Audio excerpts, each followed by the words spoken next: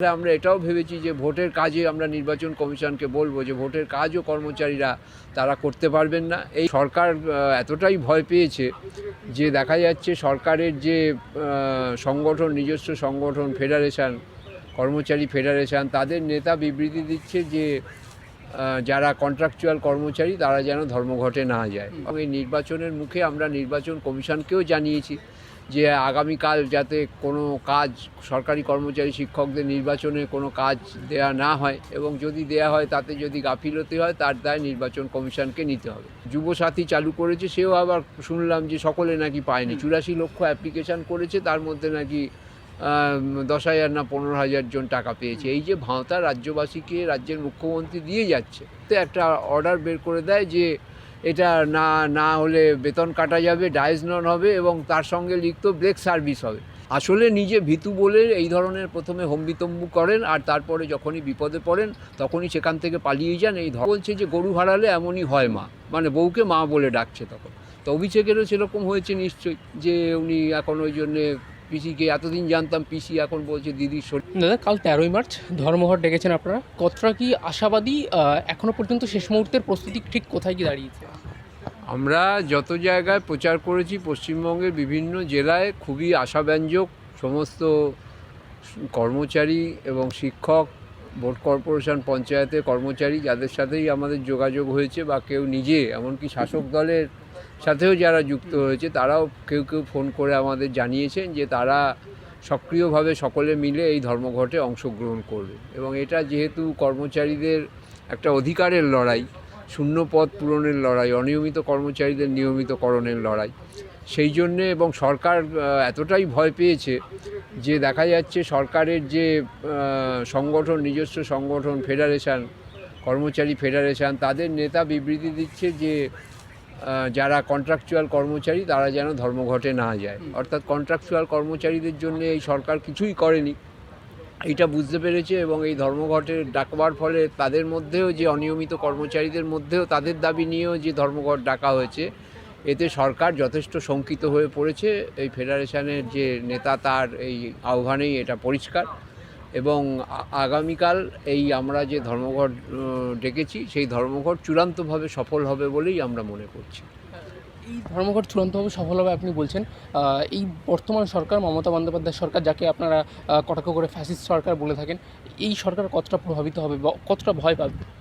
সমস্ত সরকারি office, treasury, registry office এবং স্কুল যদি বন্ধ থাকে, তাহলে নিশ্চয়ই সরকারের তার উপরে প্রভাব পড়বে। এর আগে আমরা যখন গত 23 সালে 10ই মার্চ ধর্মঘট করেছিলাম, এবং সেই সফল ধর্মঘটের পরে আমরা দেখেছিলাম যে মুখ্যমন্ত্রী, তৎকালীন রাজ্যপাল সিবি বোসের কাছে দৌড়ে গেছিলেন সন্ধেবেলা, যে যাতে, তখন এখানে অনশন চলছিল, ভাস্কর ঘোষ সহ আরও 5 জন অনশন করছিলেন। সেই ধর্মঘটের ফলে ভয় পেয়ে তখন মুখ্যমন্ত্রী রাজ্যপালের কাছে গিয়ে বলেন যে কিছু একটা করুন, এবং তারপরেই রাজ্যপাল দেখা যায় যে আমাদের টুইট করেছিলেন যে আপনারা অনশন তুলে নিন।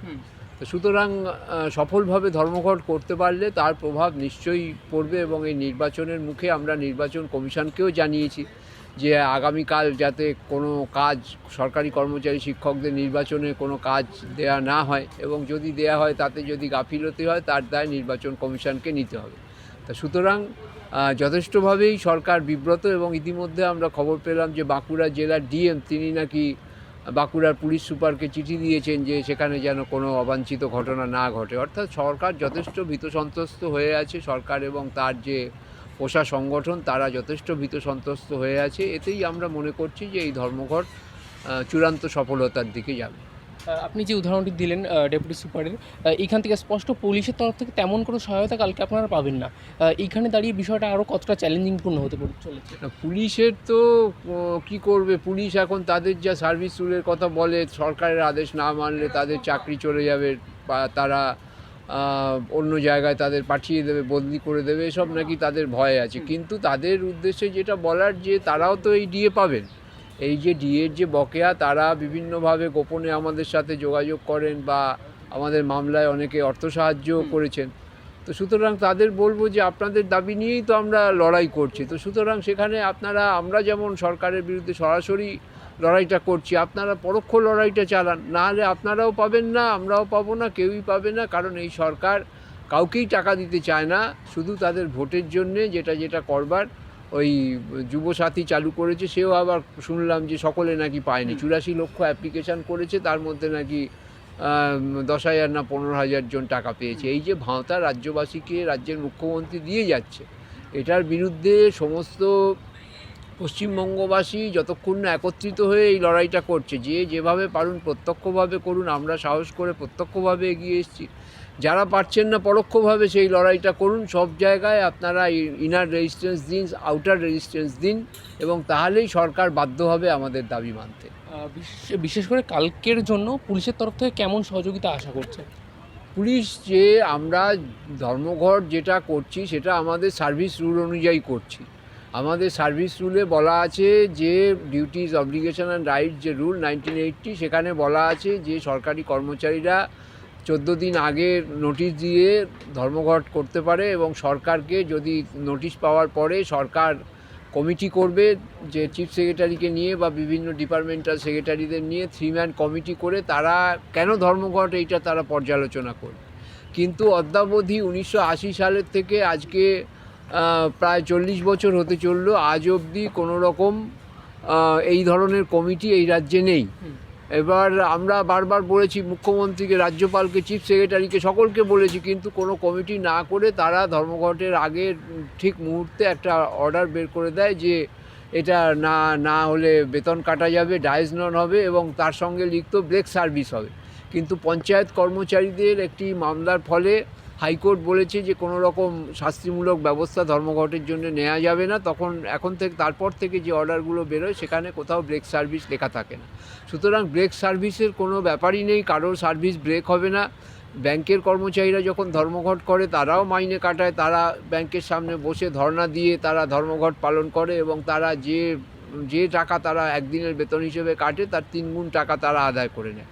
সুতরাং কর্মচারী, শিক্ষক, তাদের উদ্দেশ্যেও আমাদের বক্তব্য যে আপনি যদি ওই রোপার বকেয়া টাকা কয়েক গুণ পেতে চান, তাহলে একদিনের বেতন কাটিয়েও আপনি রাজি হন, আর ট্রান্সফার করারও ভয় পাবেন না। সংগ্রামী যৌথ মঞ্চ আপনাদের পাশে আছে। সংগ্রামী যৌথ মঞ্চ দুটো ট্রান্সফার ইতিমধ্যে আটকে দিয়েছে। হ্যাঁ, সে মামলা করে হোক, লড়াই করে হোক, আপনাদের পাশে আছে সংগ্রামী যৌথ মঞ্চ। সুতরাং নির্ভয়ে আপনারা ধর্মঘটে অংশগ্রহণ করুন, এবং শান্তিপূর্ণভাবে অবস্থান হচ্ছে ভারতের সংবিধানে আমাদের অধিকার দেয়া আছে।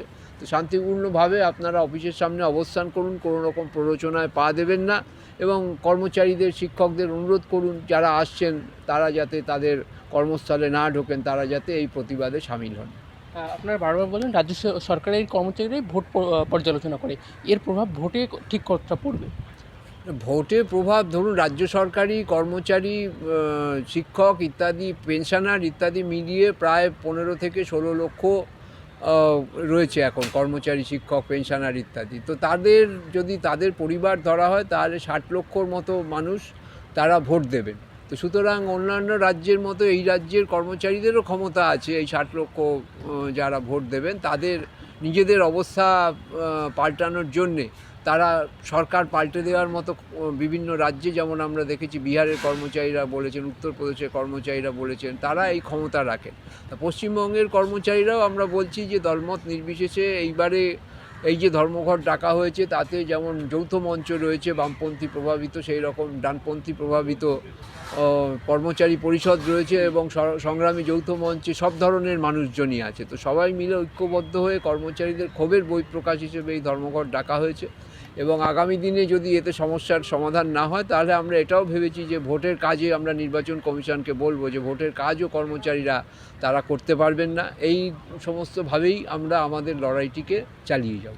দাদা, আমি শেষে একটা প্রশ্ন করব। নবান্নের কাছে একটা বাড়ি তৈরি হচ্ছিল, যার জানলা নবান্নের দিকে ছিল। সরকারের জন্য সেই জানলা রীতিমতো বন্ধ হওয়ার জোগাড় ছিল। শেষে হাইকোর্টকে হস্তক্ষেপ করে সেই জানলার সামনে দেওয়াল ভাঙতে হলো। মমতা বন্দ্যোপাধ্যায়ের এতটা ভয়?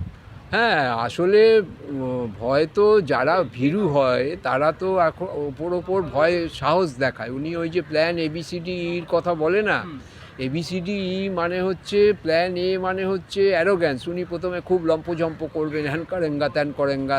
এই দেখলেন আপনারা যে SIR এর জন্য 5 দিন উনি নাকি পাল্টে প্রথমে বললেন SIR করতে দেবেন না, তারপরে এখানে নাটক শুরু করলেন। এবং এখানে একটা কথা বলি আপনাদের, যে কার্ল মার্কসের একটা বই আছে, লুই বোনোপার্টের 18 ব্রুমেয়ার। তো সেই বইটা হচ্ছে 1856 সালে যখন নেপোলিয়ান বোনোপার্টের বংশের একজন লোক ফরাসি সম্রাট হয়েছিল, তখন সে নানা রকম ভান করছিল আর কি, মানুষকে মুক্তি দেবে হ্যানা ত্যানা। তখন কার্ল মার্কস ওই বইটায় লিখেছিলেন যে নেপোলিয়ান বোনোপার্টের আবির্ভাব হচ্ছে একটা ঘটনা হিসেবে, ঐতিহাসিক ঘটনা হিসেবে, আর তার বংশের লোক লুই বোনোপার্ট এসছে, মানে একটা যখন সেটা পুনরাবৃত্তি হয়, ইতিহাসে যে ঘটনার পুনরাবৃত্তি হয় সেটা হচ্ছে পরিহাস হিসেবে আসে, সেটা বাস্তব না। তা উনি ওই সিঙ্গুরের যেমন ওইখানে অনশন অবস্থান করেছিলেন, ঠিক দেখুন এইবারে ওনার ওই প্রহসন করলেন, এবারে ওই অ্যারোগেন্স দেখালেন। তারপরে কি ব্লাফ, মিথ্যে কথা বললেন। পি মানে হচ্ছে প্ল্যান, বি মানে হচ্ছে ব্লাফ, মিথ্যে কথা বলে এতদিন যেটা বলেছেন আর কি মানুষকে, যে বলেন যে একবার বললেন, শুনলাম যে আমি মিথ্যে কথা প্রায় বলি না, তারপরে ভুল হয়ে গেছে, বুঝেছে, বলছে আমি একেবারেই মিথ্যে কথা বলি না। তো সেই মিথ্যে কথা উনি প্রতিশ্রুতি দিয়ে যাচ্ছেন। তারপরে সি মানে হচ্ছে চিট করা, মানে ঠকানো, লোককে ঠকিয়ে যাচ্ছে পশ্চিমবঙ্গবাসীকে 15 বছর ধরে। এই 2010 সালে বলেছিল যে সরকার দিয়ে দিতে পারে না তার ক্ষমতায় থাকার অধিকার নেই। উনি দিব্যি এখন ক্ষমতায় বসে আছেন, দেহত্যাগ ছাড়া পদত্যাগ করবেন না। আমরা চাই না উনি দেহত্যাগ করুন, কিন্তু রাজ্যটাকে বাঁচান আপনি পদত্যাগ করে। তারপরে ডি হচ্ছে ডেথ। দেখছেন যে কর্মচারীরা, কত কর্মচারী এই যে ডিএর যে টাকা, যে এরিয়ারের টাকা 2009 সালের, সেই টাকা না পেয়ে মারা গেছেন, তাদের পরিবারের লোকজন মারা গেছেন। এই যে 15,000 শিক্ষক যাদের বিনা দোষে চাকরি গেল, শিক্ষাকর্মী বিনা দোষে চাকরি গেল, তারা মারা গেছেন। এই হচ্ছে ওনার প্ল্যান ডি, মানে মেরে ফেলো, ডেথ। আর তারপরে লাস্ট প্ল্যান ই হচ্ছে এসকেপ, মানে পালিয়ে যাও এখান থেকে। তা উনি আসলে নিজে ভীতু বলে এই ধরনের প্রথমে হম্বিতম্বু করেন, আর তারপরে যখনই বিপদে পড়েন তখনই সেখান থেকে পালিয়ে যান। এই ধর্নার ক্ষেত্রেও সেটা আমরা সাম্প্রতিক কালে দেখলাম যে ওনার নাকি শরীর খারাপ হয়ে গেছে, এবং হ্যাঁ, অভিষেক বন্দ্যোপাধ্যায় রিকোয়েস্ট করেছে, সে আবার দেখলাম যে অভিষেক বন্দ্যোপাধ্যায় ওনাকে আবার দিদি বলে ডাকছে। অভিষেকের কি মতিভ্রম হয়েছে কিনা জানি না, ওই যে সে গরু হারানোর গল্প বলেছেন একজন, যে গরু হারিয়েছিল একজনের, সে তখন কোথাও খুঁজে না পেয়ে বাড়িতে এসে বলছে, ছেলেকে বলছে ভাই 1 গ্লাস জল দে। তখন ছেলে বলছে আমাকে ভাই কেন বলছো? তখন বলছে যে আরে কী করব, গরুটা হারিয়ে গেছে। তখন ওর বউ বলছে যে এ কি তুমি ছেলেটাকে ভাই বলে ডাকছো? তখন বলছে যে গরু হারালে এমনই হয় মা, মানে বউকে মা বলে ডাকছে তখন। তো অভিষেকেরও সেরকম হয়েছে নিশ্চয়ই, যে উনি এখন ওই জন্যে পিসিকে, এতদিন জানতাম পিসি, এখন বলছে দিদির শরীর খারাপ। তা পিসির শরীর খারাপ না দিদির শরীর খারাপ, সেই করে ধর্না তুলে নিতে হলো। এর থেকে নক্কারজনক আর কি? এইটাই তো চিট, এটাই তো ব্লাফ, এটাই বলছি। আর ওই বললাম যে এসকেপ করে উনি পালিয়ে গেলেন। তো এটা পশ্চিমবঙ্গে আগামী দিনে ওনাকে সেই রাস্তাতেই যেতে হবে।